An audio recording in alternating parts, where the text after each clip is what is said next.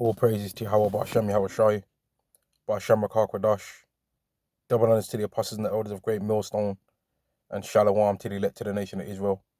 This is going to be a lesson on how there's so many things that Christians or Christianity in general is not prepared to say the truth on, man. Right? They're not prepared to speak on. Right? And whenever you see them talking, or you see them doing what they call teaching, right, which tends to be this, a speaker of some sort, right? Them talking, them holding the Bible in their hand, but not speaking from it, right? And just saying what they think is the right way, and saying repent, but not really going into what that even means, right? And then saying that if you don't do it, you're going to go to hell forever. They don't know what they're talking about, man. There's no such thing as hell in the Bible. There's no such thing as a place where you burn for hell, burn in hell forever. There's no place where you just burn forever, continually, forever. Because if there was, well, then you have to ask yourself, why would Yahweh, right? Why would the God of the Bible have destroyed everybody on the earth and only saved 8 people alive? Why wouldn't he have just made them go into hell? Why would he have had to kill everyone from drowning them through a flood? Why wouldn't he have just made them all burn in hell? If there was a place where you burn in hell forever, why during the time of Sodom and Gomorrah did he make fire come down from heaven? Why didn't he just send them people to hell? Right? Why did he make punishments for the laws being broken according to the Israelites instead of just making them go in hell? Why was the curses that the Israelites was going to face not that they would go into hell? Like, where did this hell stuff come from that these people are talking about, man? They're all over the place. And one of the main things that I've tested and seen that these Christians do not want to talk about, man, is that the new covenant is only for the Israelites, and they don't want to speak about what the new covenant actually is, man. And you can test it out and see. Ask a Christian what the new covenant is, and they will not mention Jeremiah the 31st chapter, and they will not mention Hebrews the 8th chapter, and instead they'll do some kind of fake thing, or they'll say that Jesus is the new covenant, right? Which is not true. Jesus is not the new covenant.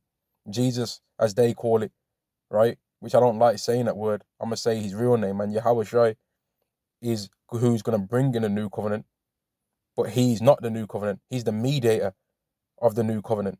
He's not the new covenant, because this covenant was made from the beginning, really. But this covenant's mentioned before Yahweh Shai was even born in Jeremiah the 31st chapter, which what it mentions in Hebrews the 8th chapter is, it says, "For finding fault with them, he saith, Behold, the days come, saith the Lord, that I'll make a new covenant with the house of Israel." Let me say it again. Hebrews chapter 8 and verse 7. "For finding fault with them, he saith." No, he says, what does it say, man? "For if there had been no fault with the first covenant, there'd have been no place for a second. There'd have been no need for a second." Paraphrasing. "For finding fault with them," meaning he found a fault with the Israelites, he saith, "Behold, the days come, saith the Lord, when I will make a new covenant with the house of Israel and with the house of Judah, not according to the covenant that I made with their fathers, in the day when I took them by the hand to lead them out of the land of Egypt, which my covenant they break, although as a husband unto them, saith the Lord. But this shall be the covenant that I'll make with the house of Israel after those days, saith the Lord. I'll put my laws into their mind and write them in their hearts, and I'll be to them a God, and they shall be to me a people." So how is that mentioning everybody? And how is that mentioning the laws of God being done away with? And then you've got a lot of these Christians that they say that they're under this covenant right now, right? But then if they was, there wouldn't be a need for them to teach anymore, because everybody that the covenant's for would already be under it. These Christians try and make out as though the covenant is a thing that that some people are in it, but then other people are not in it at the moment, and you have to be brought into it to be doing it. But then when you look at how these people that say that they're under it they're not keeping God's laws, right? And they're teaching people about God's laws. So if you was under the covenant, you wouldn't have to do that, according to Hebrews 8 and 10, which says, "And they shall not teach every man his neighbor and every man his brother, saying, Know the Lord, for all shall know it, from the least to the greatest." So what are these people talking about, man? They're not prepared. Like, they try and make out as though that we're only talking about the color of the Lord, right? But they don't even speak about what the Lord actually came to do anyway. They're not prepared to even speak about that. They're just prepared. They're just prepared to lie all the time, man. They're not. One way you can know an Edomite, right, is that they will not speak the truth. That's how you can know that somebody's an Edomite. They cannot speak the truth, man. They are allergic to the truth. right? And that's how you can know a wicked two-third too. They will not speak the truth, man. They want to hear smooth things, and they want to hear deceits. They don't know what the new covenant is. They don't understand why the Messiah even came to die in the first place. They don't understand who he was a sacrifice for, which he was a sacrifice for the Israelites. They don't understand that this thing is not a thing about color, but it is a thing about being an Israelite. It is a thing about lineage. And it just so happens that the Israelites are so-called black people, Latinos, and Native Americans. If you look at their base image, which every single nation of people have a certain template image, man. The template image of an Israelite is that of a so-called black man, a so-called Latino, and a so-called Native American. But the world tries to get sour about that. But it's the truth, though. And really, this world hates the Lord, man. They really hate the Messiah. And that's why when the destruction comes, we ain't going to feel sorry for them, man, because Yahweh's made these people to just be blinded, man. And that's why it's a blessing if we know it and we understand it. These Christians don't know nothing about the Bible, man. And the ones that do, they choose to lie. The ones that know what the color of the Messiah is mentioned in Revelation chapter 1 and verse 13 to verse 16, it says, his head and his hairs were white like wool, as white as snow, and his feet is like unto fine brass, as if it burned in the furnace. The ones that know that that says that in there, they choose to say it don't matter. But it's written in the Bible, so it matters. Everything that's written in the Bible matters. But they're prepared to say, nah, it don't matter, because it hurts their feelings to speak about that. It doesn't fit what they want to try and portray in the world. It doesn't fit this world's belief system that the best person to ever walk the face of the earth looked like a so-called black man.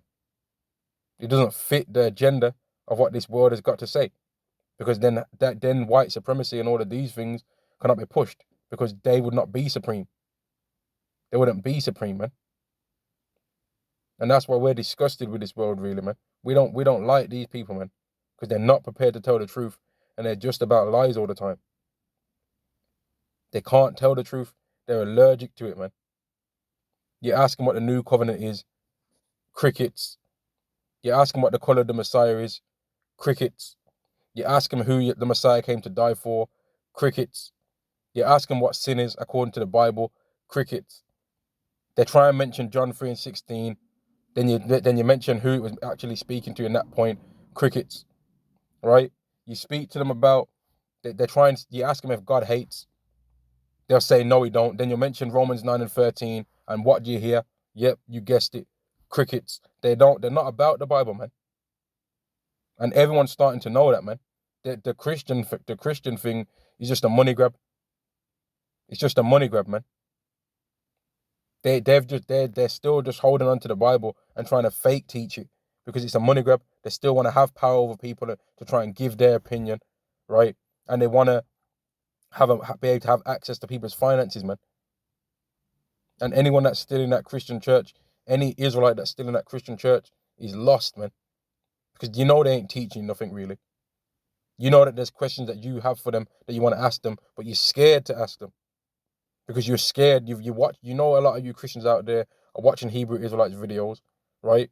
And then you've got certain questions about points that you hear Israelites make that you've never heard that be said before according to the Bible. And you know you want to go to your pastor and your preacher and ask them these questions, but you're scared to do it though. You know that, man. You know that you're really scared to ask them. You're really scared to ask. Because you're scared that you're going to hear the truth and you're going to hear that what they're teaching is the truth. These Christians don't know the Bible, man. And I'm going to end the lesson there. All praises to Yahweh, Ba'ashem Yahweh Shai, Ba'ashem Makar Kodash. Double honors to the apostles and the elders of Great Millstone, and Shalom to the nation of Israel. Shalom.